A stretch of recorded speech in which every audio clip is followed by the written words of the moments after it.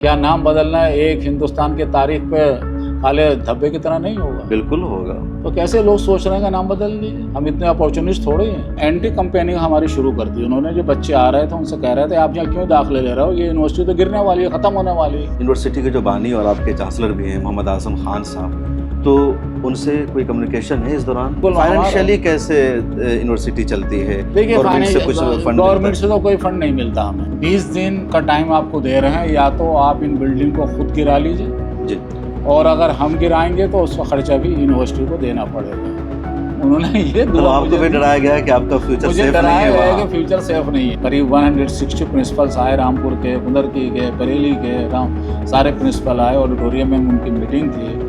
उन्हें मैंने बताया कि जौहर यूनिवर्सिटी जिंदा है, अभी मरी नहीं है। 3-4 साल से ये हरकत होती रही है, कभी कोई नोटिफिकेशन, कभी कोई नोटिफिकेशन, कुछ नोटिस नहीं, कुछ नहीं, कोई नेगोशिएशन नहीं, कुछ नहीं, बस हमको बुलडोज करने का। बस हम तो बुलडोजर चला देंगे। इस वक्त मैं मौजूद हूँ मोहम्मद अली जौहर यूनिवर्सिटी के कैंपस में और मौजूद हूँ एडमिनिस्ट्रेटिव बिल्डिंग के अंदर। मेरे साथ हैं मोहम्मद अली जौहर यूनिवर्सिटी के vice chancellor professor doctor Zahiruddin साहब। जौहर यूनिवर्सिटी को बुलडोज करने का नोटिस जारी कर रखा है रामपुर के डीएम ने, और कहा गया कि यहाँ की 40 इमारतों में से 38 का नक्शा पास नहीं है। डॉक्टर ज़हीरुद्दीन साहब, डीएम ने नोटिस आपको कब भेजा? क्या कहा गया आपको नोटिस भेजकर? देखिए, ये नोटिस हमें 15 तारीख को मिला और उस नोटिस में 20 दिन का टाइम था। उसमें कहा गया था कि आपके पास सिर्फ 2 नक्शे पास हैं, 38 नक्शे पास नहीं हैं। 20 दिन का टाइम आपको दे रहे हैं, या तो आप इन बिल्डिंग को खुद गिरा लीजिए जी, और अगर हम गिराएंगे तो उसका खर्चा भी यूनिवर्सिटी को देना पड़ेगा। ये नोटिस हमें उसके अंदर 20 दिन का टाइम दिया गया। कब मिली आपको ये नोटिस? 15 जुलाई को मिली है। 15 जुलाई को। कैसे, मतलब उन्होंने बाय पोस्ट भेजा या ईमेल किया? पहले तो नोटिस वैसे ही उनका जो पियोन था वो लेकर के आया, फिर बाई पोस्ट आया जिसको हमारे रजिस्ट्रार से हमें रिसीव कर लिया।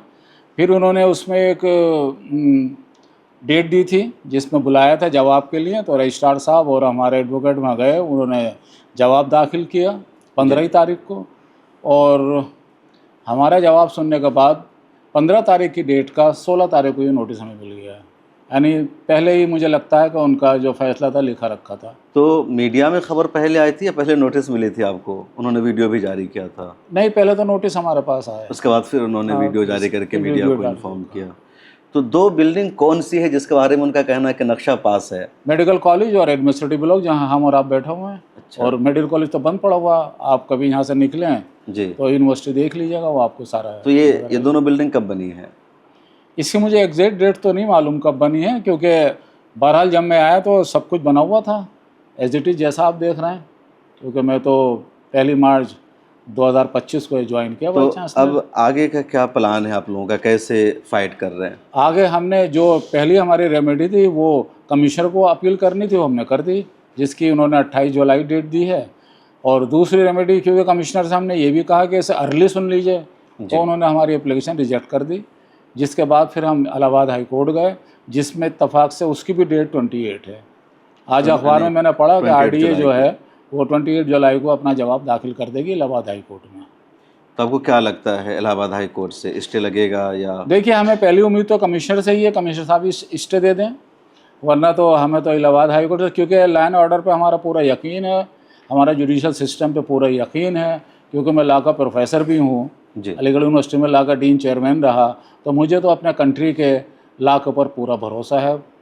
ग्राउंड क्या बनाए उन्होंने कि आप खुद से गिरा लीजिए, ना तो हम गिरा देंगे, नक्शा पास नहीं है? देखिए, ग्राउंड तो मेरी समझ में इसलिए नहीं आ रही है कि आरडीए यहाँ जो रामपुर डेवलपमेंट अथॉरिटी एक्ट जो यहाँ इम्प्लीमेंट हुआ वो सितंबर 2024 में हुआ। ये सारी इमारतें 2016 से पहले बन चुकी थी। अब आप ये जानते ही हैं, आप भी एक इंटेलेक्चुअल क्लास में आते हैं, जर्नलिस्ट हैं, एमसीए, आपने सारे कोर्सेज किए होंगे। जी जी।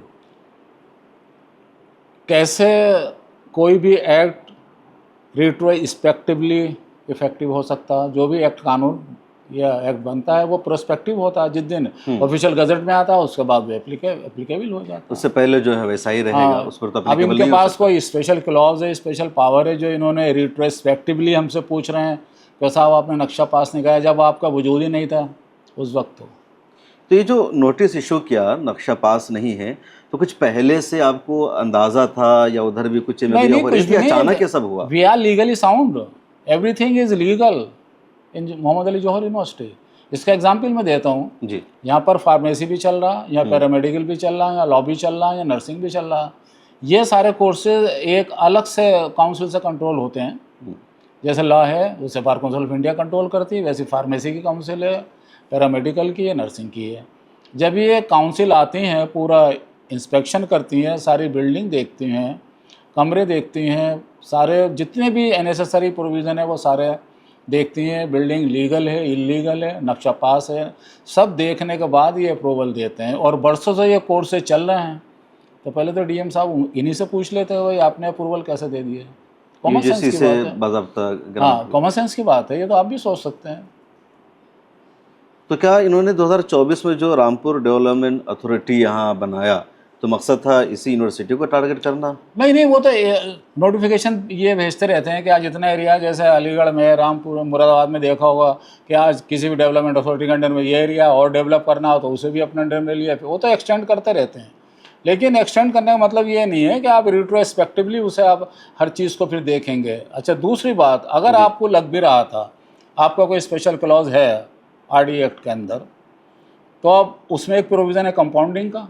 कंपाउंडिंग करते हैं साहब, आपने गलत है, नक्शा पास नहीं हुआ, इस पर आपको इतनी पेनल्टी पड़ेगी। वो भी कोई हमें कुछ नोटिस नहीं, कुछ नहीं, कोई निगोशिएशन नहीं, कुछ नहीं, बस हम तो करने का, हाँ, बस हम तो बुलडोजर चला देंगे इस पर।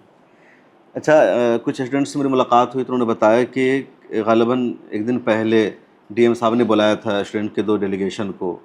हाँ, अभी 2 दिन पहले उन्होंने बुलाया था जी। और रात में ये मैसेज डीएम साहब का आया कि बच्चे आ जाएं, लेकिन बच्चे वहाँ नहीं गए। फिर उन्होंने शायद सीओ सिटी या एसडीएम को भेजा जी। बच्चे, क्योंकि मैं अंदर था, मेरे पास फ़ोन गया तो मालूम हुआ जब जो वकील वगैरह हैं वो भी आ गए, वो कुछ जो वेल विशर हैं जौहर यूनिवर्सिटी के वो भी आ गए। बच्चों से बातचीत हुई तो वो रात ही में कह रहे हैं कि डीएम साहब ने बुलाया है, क्योंकि कल संडे है, डीएम ऑफिस बंद रहेगा, अभी चलिए। मेरे पास इत्तला गई, कैसा वो बच्चों को, मैंने नहीं, मैं रात में बच्चों को नहीं जाने दूंगा जी, ना डीएम के पास, ना थाने, कहीं नहीं जाने दूंगा, सुबह चले जाएंगे। तो कल का 10 बजे का टाइम दिया था उन्होंने। 2-3 बच्चे गए, बातचीत हुई डीएम साहब से। उन्होंने, बच्चों ने ये कहा कि साहब ऑर्डर आप वापस ले लीजिए, हम अपना स्ट्राइक वापस ले लेंगे। तो क्या कहा डीएम साहब ने? ऑर्डर वापस? डीएम साहब ने तो वापस लेने के बारे में कुछ कहा नहीं उन्होंने अपने? उन्होंने ये कहा कि मैं एश्योरेंस दे सकता हूँ कि जब तक आप सुप्रीम कोर्ट तक रेमेडी नहीं मिलेगी, हम कोई भी किसी बिल्डिंग को हाथ नहीं लगाएंगे। लेकिन तो अपने ऑर्डर पर कायम है। हाँ, इन्होंने बच्चों ने कहा कि आप लिख के दे दिए। बोले लिख के तो नहीं दे सकता मैं, कंटेंट ऑफ कोर्ट हो जाएगा। लिख के नहीं दिए उन्होंने। अभी यूनिवर्सिटी में कुल कितने स्टूडेंट्स हैं? अबाउट 3000 स्टूडेंट हैं। और क्योंकि आज से यूनिवर्सिटी ओपन हो गई है, क्लासेस शुरू हो गए हैं, हमारी पढ़ाई बिल्कुल पीसफुली चल रही है। एडमिशन भी बहुत अच्छे हो रहे हैं, सारी चीज़ें चल रही। सारी चीज़ें मैंने देखा कि यूनिवर्सिटी के गेट के बाहर कुछ पुलिस एहलकार मौजूद थे, अपना कैंप बनाया था और वो काउंसलिंग कर रहे थे। जी हाँ, वो मैं आपको बताऊंगा। ये 15 तारीख की रात में ही डीएम साहब ने कैंप लगाया यहाँ पर, बिल्कुल गेट से हमारे लगा करके जी। और उसमें यहाँ रज़ा डिग्री कॉलेज के कोई टीचर बिठाए गए और कुछ टीचर मुरादाबाद से बुलाए गए। और वो एंटी कंपेनिंग हमारी शुरू कर दी उन्होंने। जो बच्चे आ रहे थे उनसे कह रहे थे, आप यहाँ क्यों दाखिले ले रहे हो, ये यूनिवर्सिटी तो गिरने वाली है, ख़त्म होने वाली है, आप गुरु जंजक्शर यूनिवर्सिटी जो मुराद में, वहाँ चले जाइए। अब बच्चे परेशान भी और कुछ बच्चे घबरा भी गए जी। तब रजिस्ट्रार साहब मेरे पास आए तो इन्होंने मुझे हाई कोर्ट का एक स्टे दिखाया, क्लियर स्टे था। आप बच्चों को हरास नहीं करेंगे, उन्हें किसी से मजबूर नहीं करेंगे, उनके साथ कोई बदतमीज़ी नहीं होगी, न स्टाफ से न लड़कों से। उसकी मैंने कॉपी ली और मैंने एसएसपी और डीएम को और रजिस्ट्रार साहब ने उसे एजुकेशन मिनिस्ट्री को भी भेज दिया। तो मैंने उसमें ये भी लिख दिया था कि अगर आपने इसे नहीं हटाया तो फिर कंटेंट ऑफ कोर्ट में आपके खिलाफ सूट फाइल होगा। अगले दिन शाम को 4:30 बजे कैंप उन्होंने हटा लिया। अभी जो एडमिशन चल रहा है तो क्या स्टूडेंट्स में डर है, खौफ है कि हमारा जो फ्यूचर है यहाँ महफूज नहीं है, सेफ़ नहीं है, कभी भी यूनिवर्सिटी बंद हो सकती है, ऐसा कुछ? देखिए, उनका जो कैंप लगा था वो यही कह रहे थे कि यूनिवर्सिटी बंद हो जाएगी। और ये अटैम्प्ट पहले भी 3 लगातार जुलाई अगस्त में ये अटैम्प्ट किए जाते हैं गवर्नमेंट की तरफ से, ताकि बच्चों के अंदर हैरासमेंट हो जाए, पेरेंट्स के अंदर खौफ हो जाए और बच्चों को जौहर यूनिवर्सिटी में ना भेजें। ये करीब 3-4 साल से चल रहा था। अब के बहुत बड़ा अटैम्प्ट उन्होंने ले लिया। अच्छा, पहले से चल रहा था? हाँ, पहले से भी पिछले 2-3 करीब कितने साल, 3 साल हो गए, जी 3-4 साल से ये हरकत होती रही है, कभी कोई नोटिफिकेशन, कभी कोई नोटिफिकेशन। और इसकी मिसाल ये है कि जब मैं ज्वाइन करने आ रहा था जी 1 मार्च को अलीगढ़ मुस्लिम यूनिवर्सिटी से, तो मेरे वेल विशर ने मुझसे कहा, ज़हीर कहाँ जा रहा है, वो यूनिवर्सिटी तो बंद हो गई। मैं बड़ा परेशान है, और मेरे बहुत ही करीबी एक उस्ताद, बहुत ही रेस्पेक्ट मेरे वेल विशर, उन्होंने कहा, अरे ज़हीर वो तो गवर्नमेंट ने टेक ओवर कर लिया, उसे कमिश्नर देख रहा। मैंने ऐसे, मैं तो मेरे वाइस चांसलर अपॉइंटमेंट हो गया, मैं जा रहा हूँ ज्वाइन करने। बोले अच्छा ठीक है, अल्लाह आपकी हिफाजत करे। उन्होंने ये मतलब दुआ आपको मुझे भी दी, डराया गया कि आपका फ्यूचर मुझे सेफ नहीं डराया है गया है वहाँ, कि फ्यूचर सेफ नहीं है। आप डीन की जॉब तो छोड़कर इतना जा रहे डर हैं पैदा से। कर चुके थे यहाँ। जी फिर मैंने आकर के यहाँ प्रिंसिपल मीट कॉल की, करीब 160 प्रिंसिपल्स आए, रामपुर के, कुंदरकी के, बरेली के, सारे प्रिंसिपल आए। ऑडिटोरियम में उनकी मीटिंग थी। उन्हें मैंने बताया कि जौहर यूनिवर्सिटी ज़िंदा है, अभी मरी नहीं है, अब ये कायम है। उन्हें यकीन हुआ। फिर मैंने कन्वोकेशन किया, हमें डिग्रियाँ दी गई। उसके बाद मैंने जौहर डे भी मनाया, उसके बाद फाउंडेशन डे भी मनाया, बहुत बड़े स्केल पर बनाया गया वो, जिसकी वजह से लोगों को यकीन हुआ। लेकिन फिर गवर्नमेंट ने ये कोशिश की कि चलो चल रही तो क्या, अभी हम इसे डिमोलिश करने जा रहे हैं। जो स्टूडेंट्स हैं यहाँ रामपुर के या मुल्क के मुख्तलिफ इलाकों के हैं? सारी स्टेट के स्टूडेंट हैं यहाँ पर, बिहार तक के हैं। अच्छा, बिहार तक के? बिहार बिहार के दो स्टूडेंट्स हॉस्टल तो हैं, पूरी दुनिया में हाँ, रहते हैं?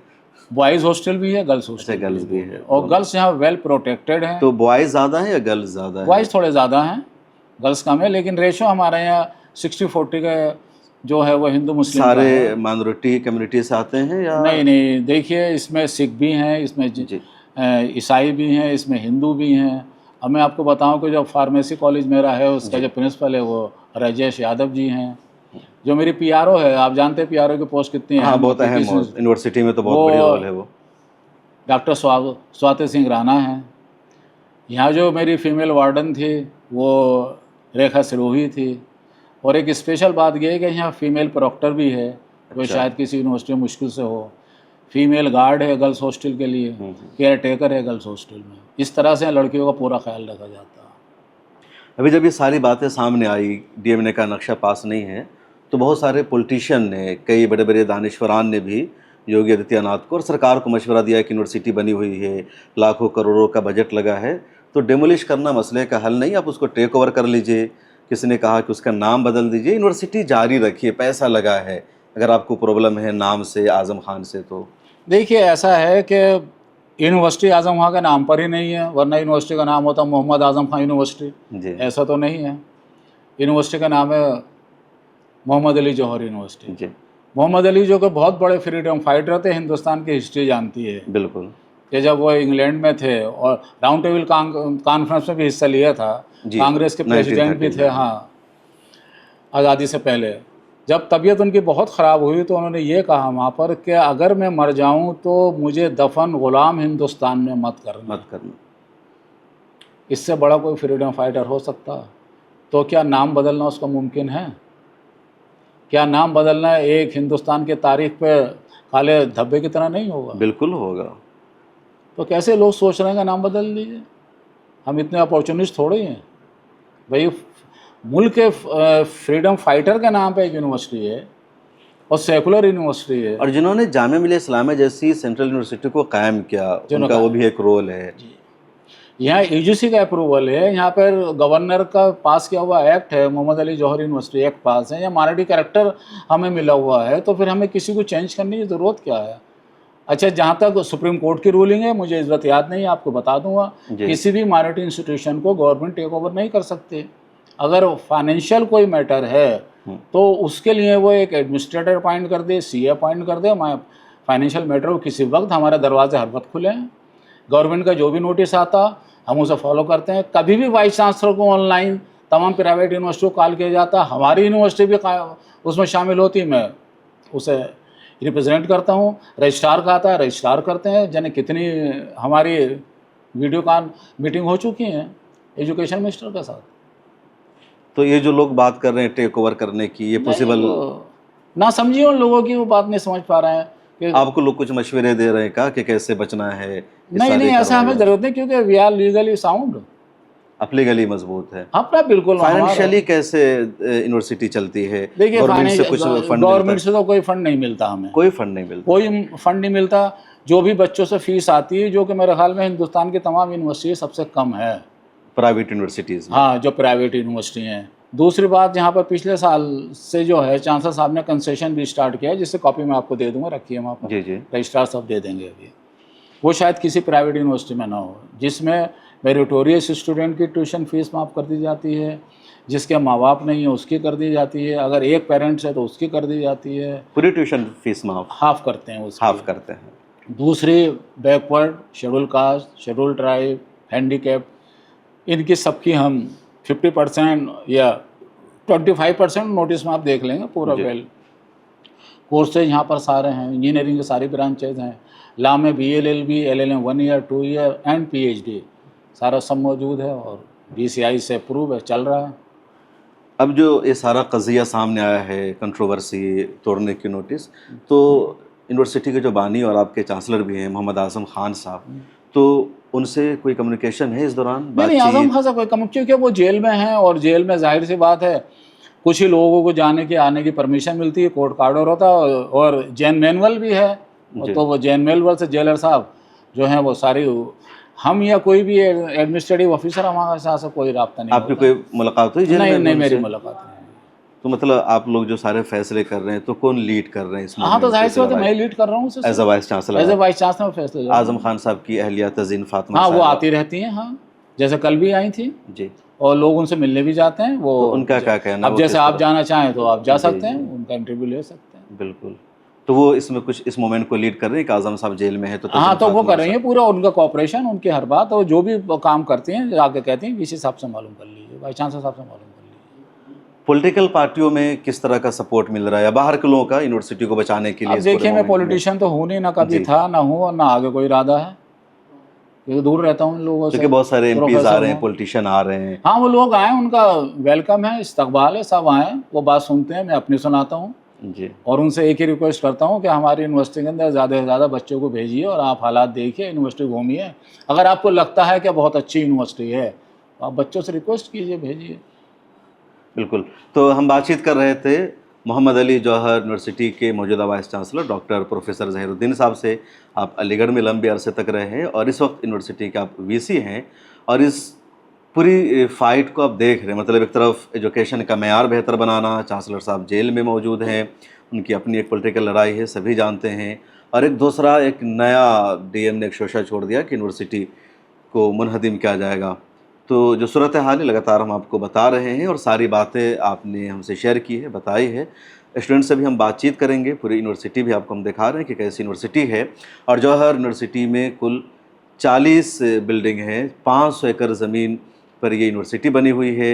2006 में यूनिवर्सिटी की तामीर शुरू हुई, 2012 में बाज़ाब्ता यूनिवर्सिटी के इसे दर्जा मिल गया, और फ्रीडम फाइटर मौलाना मोहम्मद अली जौहर साहब के नाम पर यूनिवर्सिटी मौजूद है। हिंदुस्तान में मुजाहिदीन आज़ादी की फ़हरिस्त में उनका कद बहुत बड़ा, बहुत ऊंचा है, और ऐसी शख्सियत पर बनी यूनिवर्सिटी को गलत निगाहों से देखा जा रहा है। तो मुझे दीजिए इजाज़त। बहुत शुक्रिया VC साहब, आपने हमारे साथ बातचीत की।